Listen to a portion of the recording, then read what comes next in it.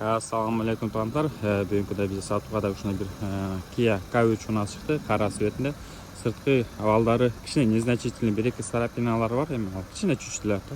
Boshqa jog'i bitlari yaxshi oldi, zamanasi bir-ikki akrasi bar bo'lib o'tdi. Qolgani yaxshi avvalında.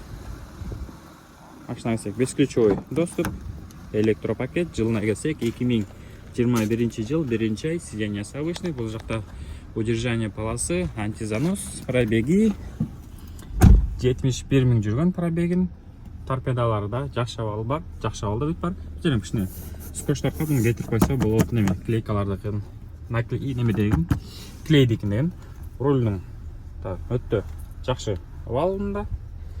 Бұл жағында печкалары да бүт бары жақшы іштейді. Подогрев сиденьясы, старт-стоп кнопкасы, автомат коробкасы да бүт бары плавно салып, плавно төшөт. Бұл жаққа 12 вольттық штекер, ау, USB, ау заректерін шын сайып қойсы болуд.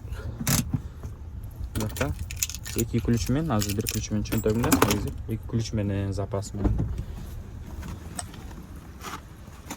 И шондайлы арқаңғы жағыдағы бәрі жақшы болып, просто кішкене чаңдап тұрады. Кішкене бір тазалап қойыш керек. Немелері көйріктерді неме, зимний көйріктеріне бүт бары. Что алды жақтарында дағы көйріктері бүт бары, шындай зимнилерден олар атайын.